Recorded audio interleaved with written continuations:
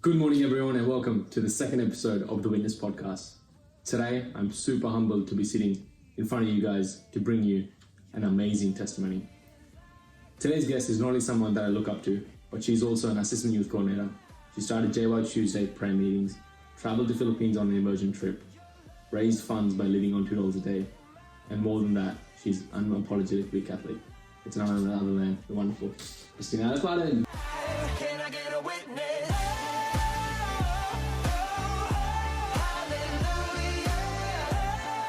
How's Debbie? Good. Very excited. I've never done a podcast before. I've definitely listened to a few.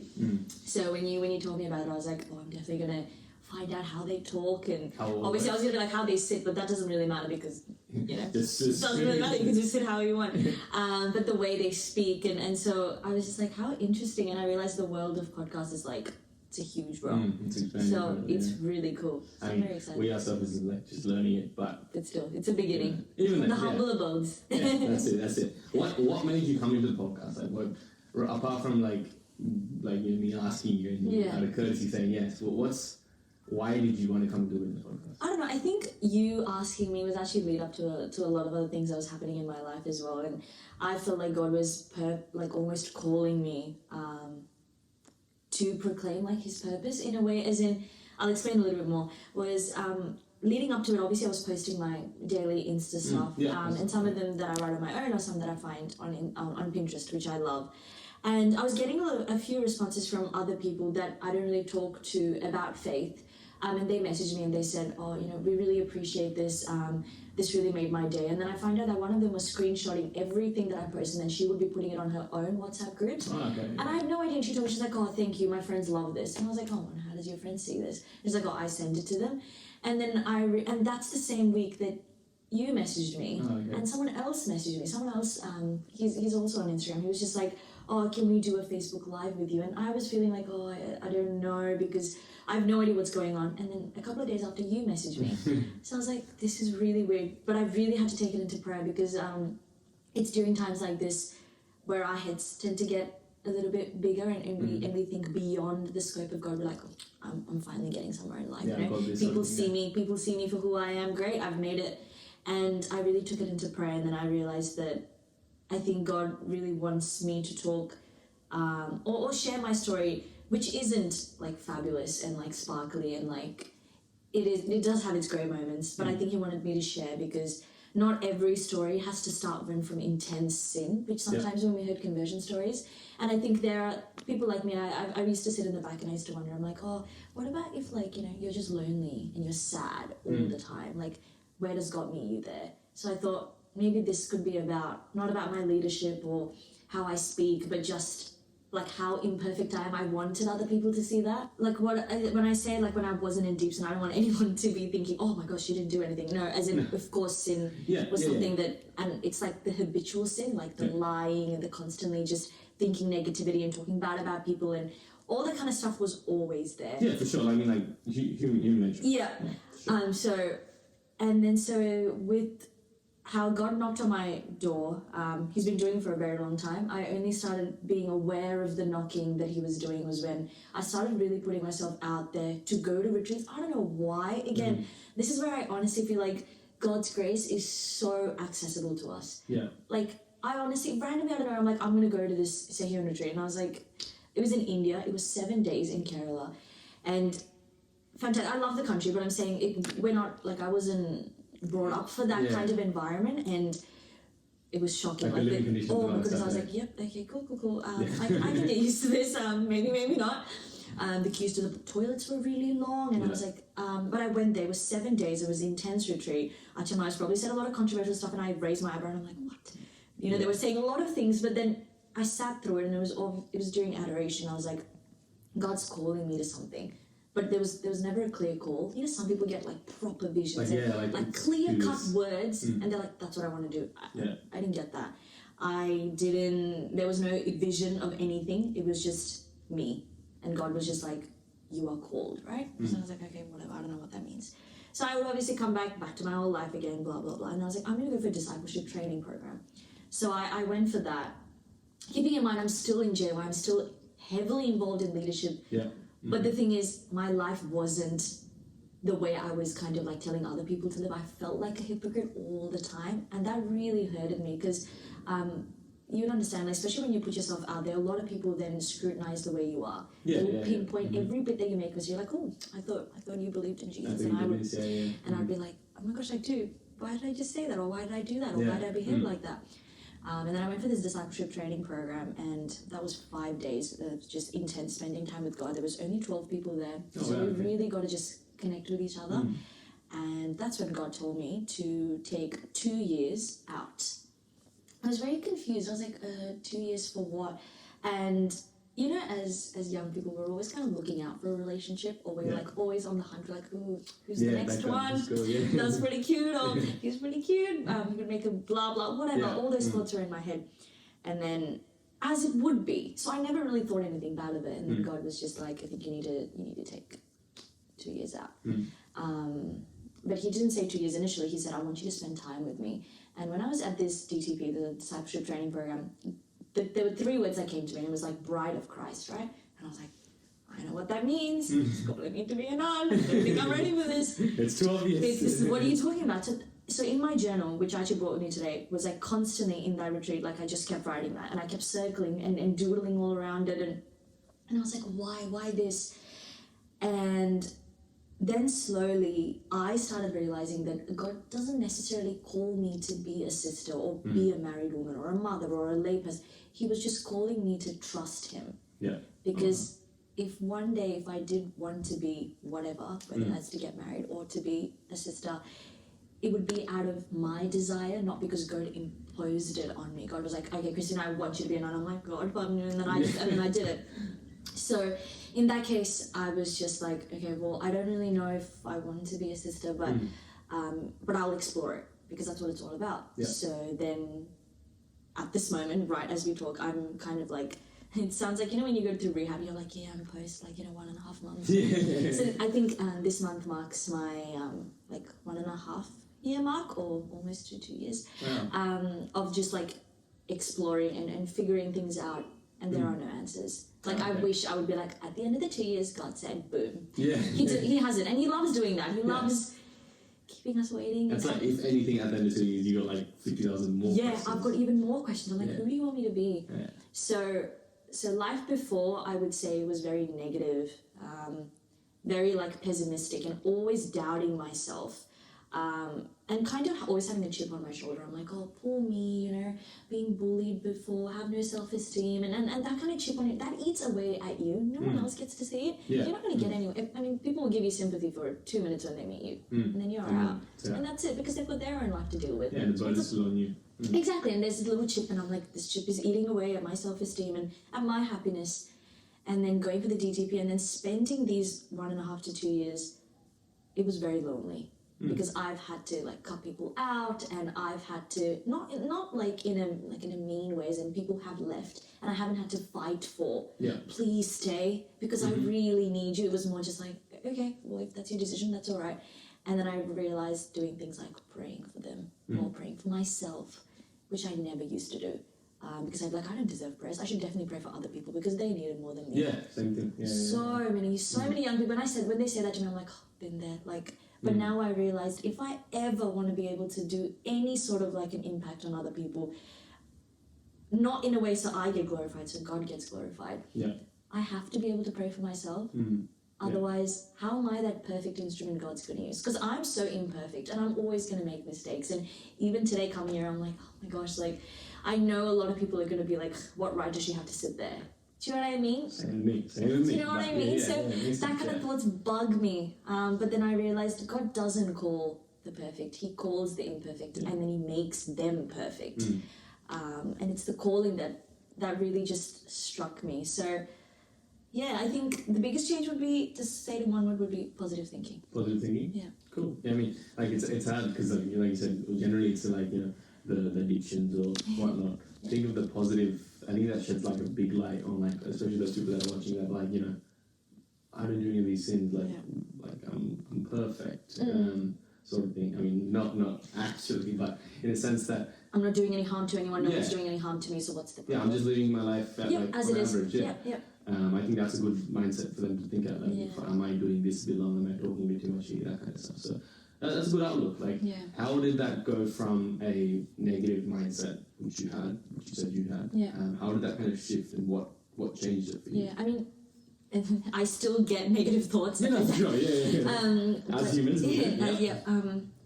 One of the things was me honestly like acknowledging every move, every step, every word I said. I was very critical of myself. So you can look at it in two ways. One, that's being like, can you imagine being critical of everything you do? That's very harsh on yourself, right? Yeah. But then I started not being harsh on myself, as in, Christina, you have so much learning to do. You are in such a bad place, blah, blah. Rather than inflicting it, it was more just like, dude, I'm sure God didn't say dude, but it was more just like, hey, Christina, I'm going to point this out to you through someone. You're not going to like it, but it's going to make you a better person. Yeah. Mm-hmm. So when you're in like roles where you have to like assign people duties and stuff, sometimes you have to be the bossy boots and therefore you are with other leaders who have other personalities, and that's striking, they're clashing, right? Mm-hmm. And I talk a lot. I have a lot of ideas in my head sometimes, and so I get really overwhelmed, and sometimes I blurt stuff out in the sense that, oh, let's do this, let's do that, and people are like, okay, whoa, take a step back. So a friend and I, we had a clash. Actually, she would love me saying this story because I tell her all the time. We had a bit of a clash, and we were always, just because we were very similar, but we were very different in the way we lead or the way we carry things out. And we were having a bit of a disagreement, and she pointed something out to me, and it crushed me. I could not take it. She was like, you caused this to happen to me. Like, you make me feel like this. And I was like, and you're like, whoa. I was like, excuse me? What do you mean? In my head, I'm like, well, that takes a lot of guts for her to tell me that. Yeah. And then I took it home and I was crushed. I was like, oh my gosh, she said I made her feel like that. And I took it home and I was really upset. And I was like, oh, next time I'm going to see her, it's going to be awkward. I'm going to have to fake it. And I was like, because we're in GZs together. Mm-hmm. I'm going to see her at prayer meeting. Yeah. I was like, this is going to be hella weird. And this was the beauty of where I found like Christian fellowship and the way Christ loves us and how that like is among us. Was we both took it into prayer, but we both didn't tell each other. So we were both hurt and we both prayed about it. And I think in some way or another we both prayed for each other, because after that, to this day, her and I, we get our differences, but it just stays there. It doesn't get like catty. It doesn't get like I'm inflicting pain on you, as in I have this vindictive idea of like, I'm better, you're maybe not that great.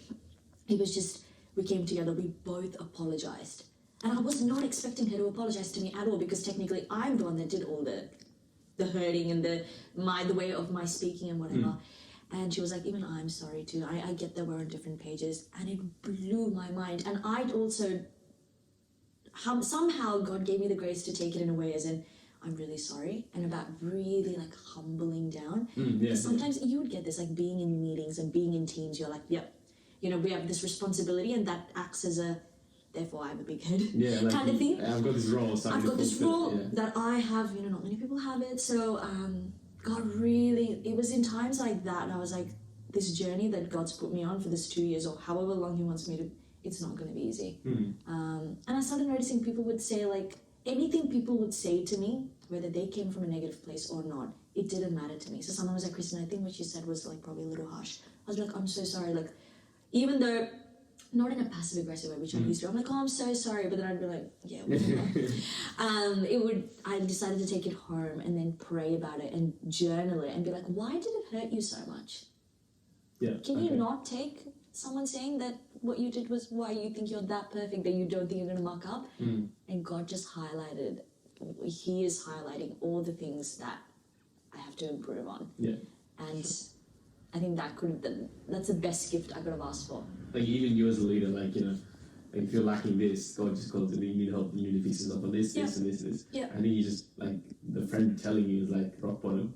and use building. It was just like he was pinpointing on certain behaviors that's habitual since I was a very little girl. So I was bullied. So when I was bullied, all these negativity and like I'm not wanted, I'm not needed. So if someone who does want to spend time with me or they want to, I'm like, oh my gosh, they must be amazing, or like, you know, why would they pick me? That kind of thinking. God really pinpoints exactly where, and because I never thought like this. And I'm 24, and as in the sense that I thought by now I would have understood my thoughts, but clearly God was like, you have no idea who you are. And I was thanks, mate. Yeah, it's alright. I'll just keep at it. I'll just keep going. Just keep going, and then just tell me when I'm done. He's like, you're never going to be done. I'm like, that's good to know too. Forever on a journey. Forever on a journey, and forever a work in progress. Yeah. And are you kind of still going through that? Like, God still pulls you up on all the time. And sometimes I think this is where God wants me to discern between the two voices in my head, which is mine, and then which is like the positive and the negative thoughts. Like, not everything someone tells me I have to change. It could have a lot to do with them too. But sometimes as soon as someone's like, hey Robbins, I really don't like the way you talk to other people when you're in the crowd, immediately you'll be like, that's because she has like, or she or he has no issue. It's them, right? It's because of them, rather than being like, oh, I wonder where that came from. We never think like that. And not everyone is born bad, right? And not everyone came from a vindictive place. Like, everyone has their story to tell, and hence we all have our good behaviors and our negative things that you work on. Things that we work on. But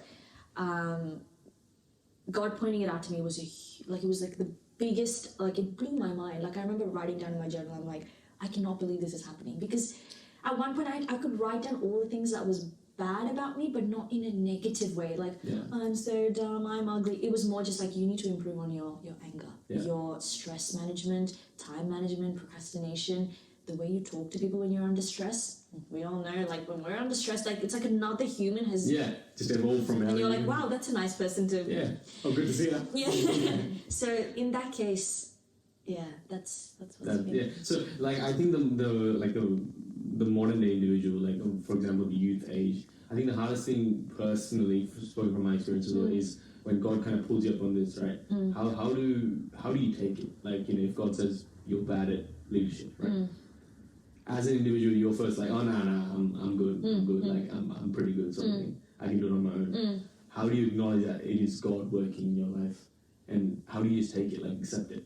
Because you know, acceptance is part of, like, you know, giving in, being able to witness. Yeah, like the letting go and the surrendering. So I think God, the way God highlights your own flaws is also in a beautiful way. Like that clash I had with my friend.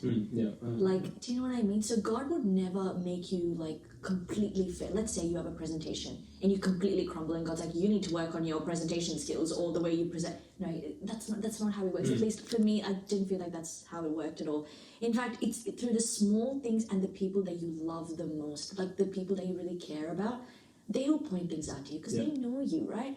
So like your parents, for example, will be like, you know, you really need to work on your anger. You're like, yeah, you're only saying that because I said something mean towards you. But you're like, yeah, but the way I behave to my mom or my dad or my sister or my brother, at the end of the day, isn't that who we really are? Yeah, that's like, it's not comfortable. Yeah, where there is no mask, there are no walls. They've seen us, since the beginning of time, they've seen us evolve, and now we think that self comes out because they're bad. I'm not saying that, I'm saying it is a two-way street. Yeah. Parents can also cause kids to it brings out the worst in us sometimes. Yeah.